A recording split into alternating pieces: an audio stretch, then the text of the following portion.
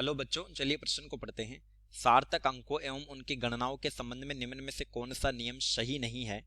ABCD 4 विकल्प दिए, सही विकल्प का चयन करना है। तो चलिए प्रश्न की मुख्य उदाहरण पे बात करते हैं। खे अवधारणा।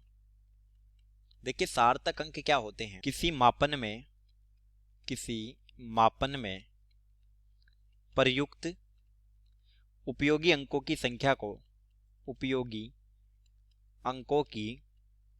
संख्या को सार्थक अंक बोला जाता है।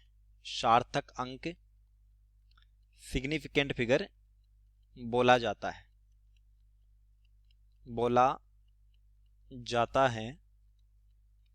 देखिए अब सिग्निफिकेंट नंबर पता करने के कुछ नियम होते हैं और उनके आधार पर जोड़ने या घटाने के कुछ नियम होते हैं। तो देखिए ए में दिया है कि जोड़ने या घटाने के परिणाम को दशमलव के सबसे न्यून स्थानों वाली संख्या के समान ही दशमलव के समान स्थानों के लिए निरूपित किया जाता है। देखिए जब भी हम जोड़ का अंतिम परिणाम निकालते हैं, जैसे 12.3659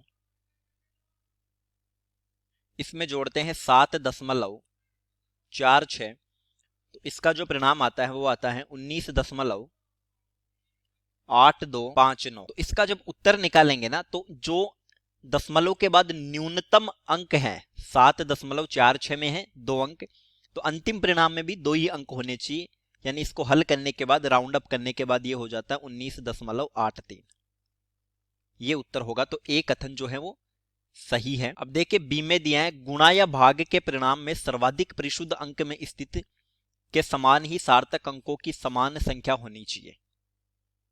देखिए बी को समझते हैं। सर्वाधिक परिशुद्ध अंक का मतलब होता है सिग्निफिकेंट नंबर का अधिक होना। जैसे अगर हम 1.25 गुणा 1.5 करते हैं तो जो अंतिम परिणाम आता है 1.875। तो अब देखिए 1.5 में सार्थक अंक है 2, अशून्य अंक सार्थक अंक होते हैं और यहां पर है सार्थक अंक 3। तो अंतिम परिणाम में 2 अंक होने चाहिए, न्यूनतम सार्थक अंक होने चाहिए। लेकिन उसमें बोला है कि अधिक परिशुद्ध होना चाहिए, यानी अधिक अंक होना चाहिए। तो जो कथन बी है वो गलत हो जाता है। तो हमारा जो सही मान होगा वो हो जाएगा 1.9।